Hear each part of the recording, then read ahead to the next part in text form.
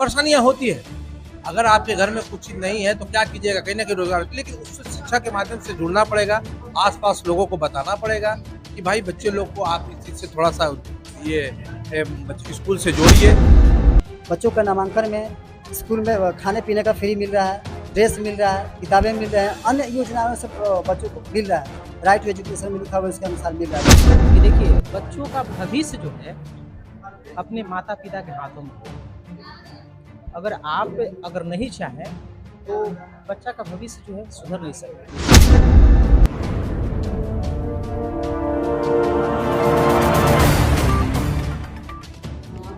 जो बाल श्रम के बारे में जो कार्यक्रम रखा गया था, उसके बारे में क्या कहना है? देखिए, बाल श्रम कार्यक्रम जो किया जा रहा था, वो एक जो कार्यक्रम था आज एमबी फाउंडेशन के तहत आज रखा गया था।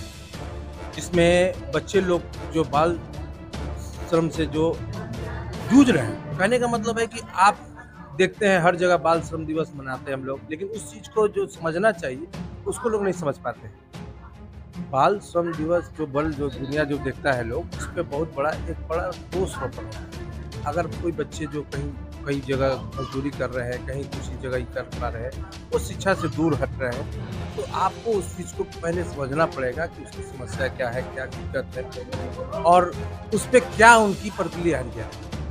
तो बाल श्रमिक दिवस जो होते हैं, उस पे जो बच्चे लोग जो ग्रस्त हो जाते हैं किसी चीज़ में, अगर इस चीज़ को रखते हैं, आप देख सकते हैं कभी कहीं भी हो जाते हैं, ईंटे भट्टे हो, होटल में हो, चाहे कहीं भी हो, तो ये बाल श्रमिक दिवस को ही रुकना चाहिए।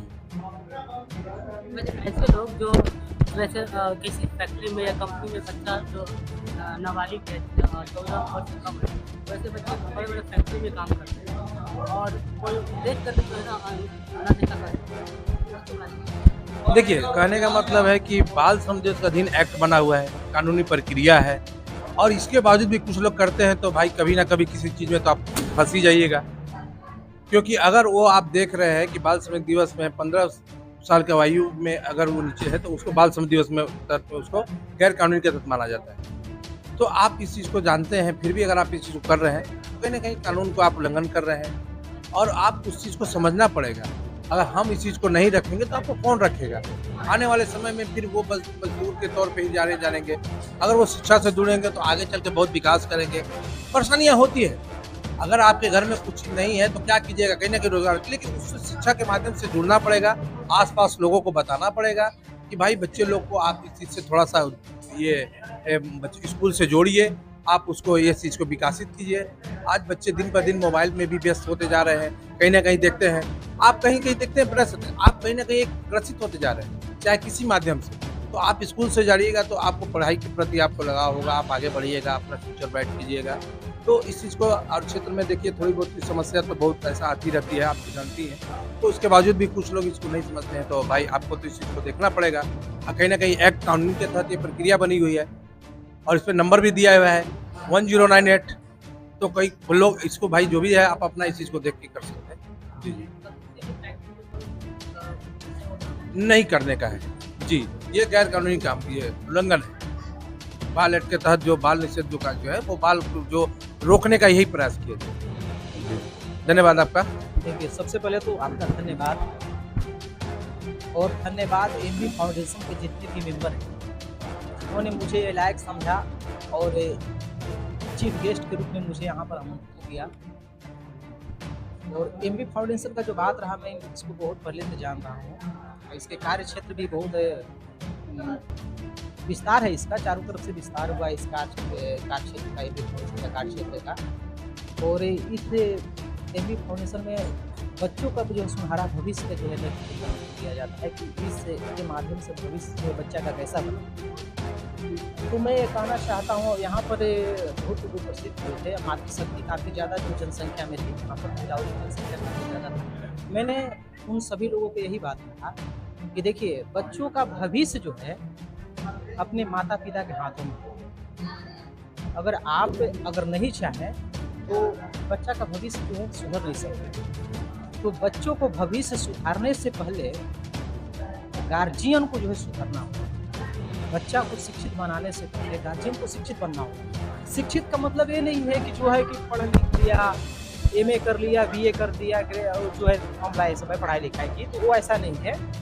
शिक्षित शिक्षित बहुत बड़ी से कंपनियों में या फैक्ट्री में या ईंट भट्टी वहाँ पे भी कुछ बच्चे ऐसे हैं जो काम करते हैं और गार्जियन को पता है या नहीं पता है तो वैसे क्या करते हैं उनके बच्चे वहाँ पर काम करते हैं। देखिए मैंने कहा था कि गुलामी दो प्रकार से होती है। एक होता है शारीरिक गुलामी, एक होता है मानसिक गुलामी। शारीरिक गुलामी ऐसा होता है जो बेड़ी वगैरह से बांध दिया जाता है और एक होता है मानसिक गुलामी जो कि दिमाग का गुलाम होता है। ठीक है, तो शारीरिक गुलामी है उसको तो हम लोग चाहें तो आदमी जो है उसको शारीरिक गुलामी से आज़ाद करा सकता है, लेकिन मानसिक गुलामी जो है ना वो खुद नहीं चाहेगा तो आज़ाद नहीं हो पाएगा। तो जो जिनके बच्चे जो है भट्टे ईंट भट्टे पे चाहे कोई कंपनियां में काम कर रहे हैं छोटे छोटे बच्चे, तो उनके गार्जियन कहीं ना कहीं जो है मानसिक गुलाम है, उनको उस गुलामी से निकलना चाहिए और बच्चों को जो है शिक्षा की ओर आकर्षित। भीम आर्मी के प्रखंड प्रवक्ता सुनील जी मेरे साथ जुड़े हुए थे, उन्होंने बाल श्रम के बारे में काफ़ी चीज़ें बताएं।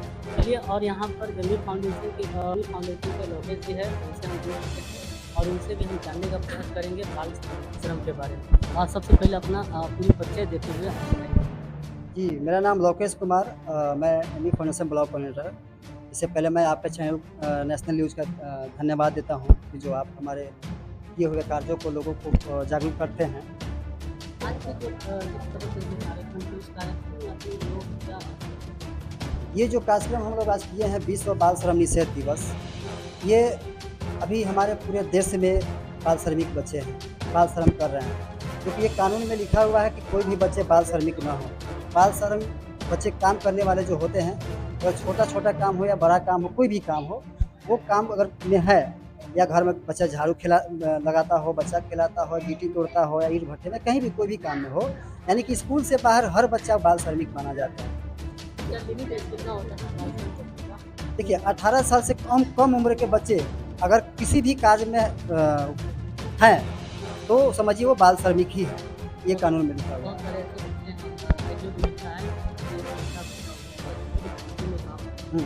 कैसे लोग ये हम लोग का वैसा बच्चों हमारे उन बच्चों के बारे में हम ये सोच रहे हैं, हम लोग सोच रहे हैं, अभी कर भी है काम हम लोग, कि उन बच्चों को हम लोग वहाँ जहाँ जिस जगह पर लोग काम कर रहे हैं या कहीं दुकान में काम कर रहे हैं, ईंट भट्टे पर हो, तो उनके ऑनर के साथ यानी कि दुकान के मालिक के साथ में हम लोग बात करके उन बच्चों को वहाँ से छोड़ा करके उन बच्चों के जगह पर बड़े लोगों को रख के काम करवाए और बच्चों को स्कूल से जोड़ने का काम कर रहे हैं हम लोग, ताकि आने वाले समय में वो बच्चा का भविष्य बर्बाद हो रहा है। भविष्य बर्बाद है, दूसरा चीज़ शारीरिक विकास नहीं हो पाएगा। जो अभी दुकान में देख रहे होंगे, जैसे अभी बात यहाँ आया कि बच्चों को डांट रहे हैं लोग, मार रहे हैं लोग, ऐसा होता है वास्तविक में। जो बच्चा का कैपेसिटी नहीं है 20 किलो बोरा उठाने के लिए, वो उठाया जाता है तो वो मानसिक जो है उसका शारीरिक विकास नहीं हो पाता है, उससे बहुत हानिकारक होता है। वैसे बच्चे जिनकी माता पिता बहुत सारे ऐसे होते हैं जो अपने ही काम पे लगा देते हैं गरीबी स्थिति के कारण, तो वैसे माता पिता या भाई बहन कि अभी गरीबी अगर देखा जाए तो वो लोग कहते हैं गरीब नहीं है। हर एक इंसान 300-400 रुपये कमाने वाला हर घर के इंसान लोग, अगर छोटा छोटा परिवार अगर 300 रुपये कमाता है तो 100 रुपये में दिन पूरा चला सकता है, लेकिन उससे ज़्यादा लोग मानसिकता बना रखे हैं, लोग ज़्यादा खर्चा कर लेते हैं। तो वो वैसे बच्चे जो हैं वो मानसिक रूप से मानते हैं कि हमारे गरीब हैं, गरीब नहीं है। स्कूल में किसी भी प्रकार का कोई पैसा फीस नहीं दिया जाता है, नहीं लगता है। बच्चों का नामांकन में स्कूल में खाने पीने का फ्री मिल रहा है, ड्रेस मिल रहा है, किताबें मिल रहे हैं, अन्य योजनाओं से बच्चों को मिल रहा है। राइट टू एजुकेशन में लिखा हुआ उसके अनुसार मिल रहा है बच्चों को। फिर गरीब कहाँ से? शिक्षा की बात करते हैं हम लोग तो क्यों गरीबी आता है, बाकी सिर्फ सभी चीज़ों पर गरीबी क्यों नहीं बात आता है? ये भी हमारे समाज का बहुत बड़ा मानसिकता बना हुआ है। सब सारे बच्चे को विद्यालय जाना चाहिए, बिल्कुल। जी जी, बहुत बहुत धन्यवाद। जैसा कि देख सकते हैं कि हमारे साथ लोकेश जी जो एमबी फाउंडेशन के ब्लॉक कोऑर्डिनेटर हैं, उनसे सारी बात हुई इस विषय पर। और हम भी चाहेंगे कि जितने भी जो बच्चे फैक्ट्री कंपनी या चाइल्ड लेबर का काम करते हैं वो वहाँ पर ना जाकर शिक्षा को ग्रहण करें, राइट टू एजुकेशन के थ्रू। धन्यवाद।